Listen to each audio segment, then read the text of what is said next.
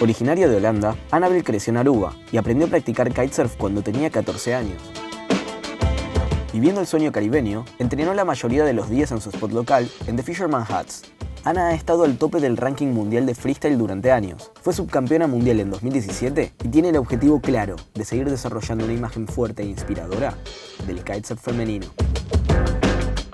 Hi, my name is Annabel and I'm from the Netherlands. So I've been a freestyler my entire career. I competed in the World Tour of Freestyle for 6 years and I was able to manage a Vice World Champion, which was a great achievement for me. And now since the past 2 years I've kind of changed my direction. I'm enjoying more all the disciplines of the sport because kitesurfing has so much to offer in the waves, in big air, in freestyle. I like to kind of do it all.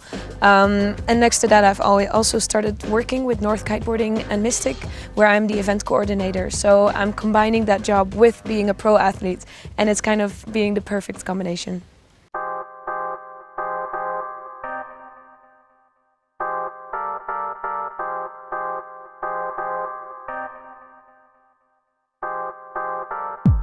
So my goal right now is to just take everything that I can out of kitesurfing. I want to travel the world, discover new spots. Like for me it's a dream. I get to meet new people, I get to explore amazing kite locations and just enjoy every single bit of it.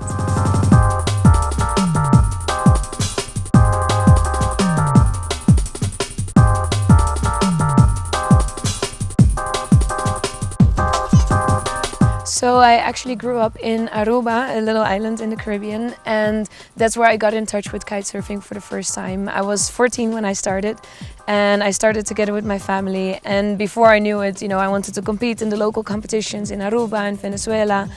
And I was lucky enough that I could go pro when I was 18, so 4 years later. And since then, I have been traveling the world, competing, and I just got so much out of kitesurfing. I've really been living my dreams. I was 11 years old when my parents decided to move to Aruba. Having all my friends and family in Holland, I clearly didn't want to go. However, looking back, I probably would have never started this amazing sport if we didn't move at that time. When I was 14, I got windsurfing lessons while my dad already started kiting. Of course, I was always watching him and all the other kiters, how they were doing all this crazy stuff. So all I wanted to do was try it as well. On my favorite spot, Boca Grande, at the far end of the island. The wind here is super nice and constant, and even though the waves might seem like they're coming from everywhere, they are good to use as kickers. This is really where I learned most of my tricks, from my first back roll to my first handle pass. I try to come here every weekend with my mom, who is always a little bit worried. Alright, enough about me, let's go kiting.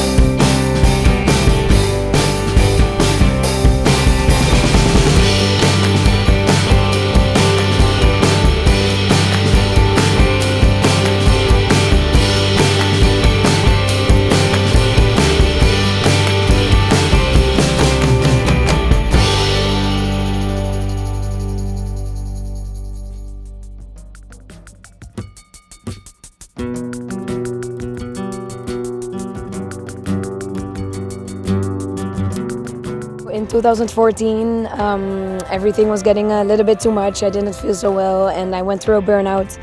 And this took altogether maybe 1 year, but I took off for 3 months at that time competing.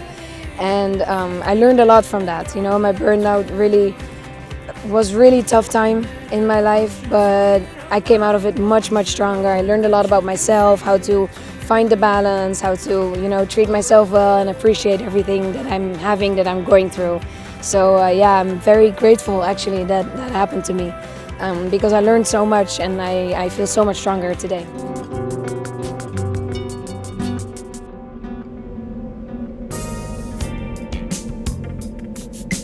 So the wind kind of just means freedom. It means that you can go out on the water wherever you are and have the kite with you and be completely free. And for me, that's one of the most beautiful things about kitesurfing, and that's what really draws me to the sport every single time again. And whenever it's windy, like, you know, you have all kinds of wind that you can do all kinds of different things with, but the main constant is always having the wind there.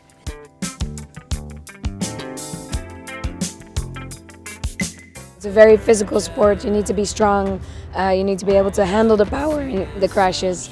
So I practice a lot at the gym, I do a lot of strength training, and next to that I practice a lot of yoga.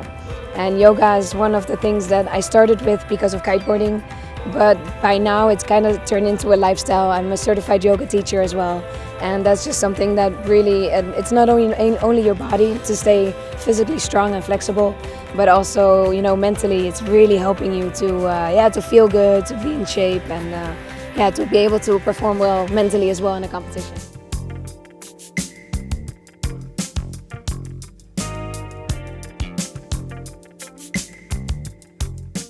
When I'm kitesurfing, I am in that moment. There's nothing else around me. Or if I'm with friends, you're just laughing and having a good time. You're just free, like I said, to do whatever you want. And I think that's a really beautiful thing.